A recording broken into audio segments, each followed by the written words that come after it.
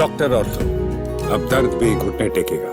पंजाब इन दिनों बाढ़ की भयंकर मार झेल रहा है। राज्य के कुल 9 जिले बाढ़ की चपेट में आ चुके हैं और हालात दिन प्रतिदिन बिगड़ते जा रहे हैं। सबसे चिंताजनक स्थिति गुरदासपुर जिले की है। इस बाढ़ की वजह से 80 गांव पानी में डूब गए हैं, जहां देर रात घोनेवाले के पास धुस्सी बांध टूट गया। इस बांध के टूटने से रावी नदी का पानी बेकाबू होकर करीब 15 किलोमीटर दूर अजनाला शहर तक पहुंच गया। अचानक आए बाढ़ के पानी ने इलाके के गांवों को अपनी चपेट में ले लिया। अकेले गुरदासपुर और आसपास के इलाकों में करीब 80 गांव डूब गए। सरकारी आंकड़ों के मुताबिक इस समय पंजाब की फाजिल्का, फिरोजपुर, कपूरथला, पठानकोट, तरनतारण, होशियारपुर, मोगा, गुरदासपुर और बरनाला जिले बाढ़ से प्रभावित हैं।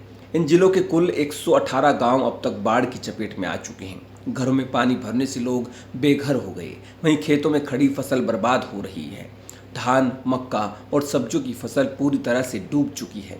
किसानों के लिए स्थिति दोहरी मार की तरह है, क्योंकि वो पहले से ही लागत और मौसम की मार झेल रहे हैं। गुरदासपुर जिले में रावी नदी का जल स्तर अचानक इतना बढ़ गया कि धूसी बांध का दबाव झेलना मुश्किल हो गया।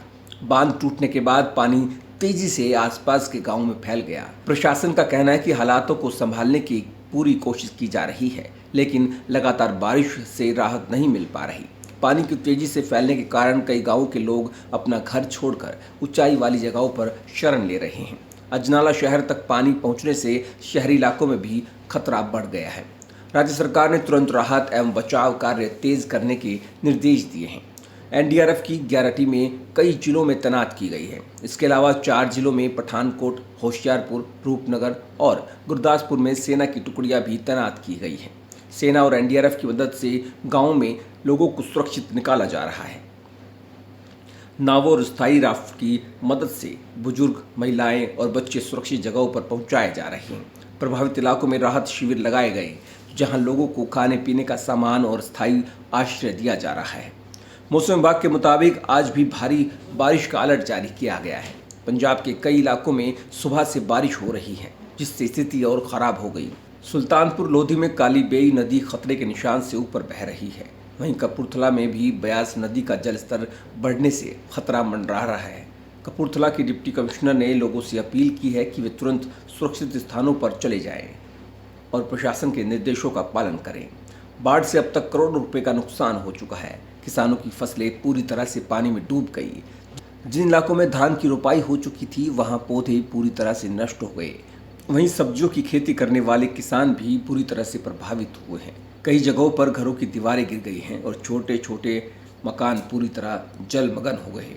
ग्रामीण इलाकों में भी मवेशियों के बह जाने की खबरें हैं। गाँव में पानी भर जाने से लोग पीने के पानी और खाने की सामग्री को लेकर भी परेशान हैं। कई इलाकों में बिजली सप्लाई ठप हो चुकी है। सड़कों पर पानी भरने के कारण यातायात पूरी तरह से बाधित हो गया। लोग नाव, ट्रैक्टर, ट्रॉली की मदद से आवाजाही कर रहे हैं।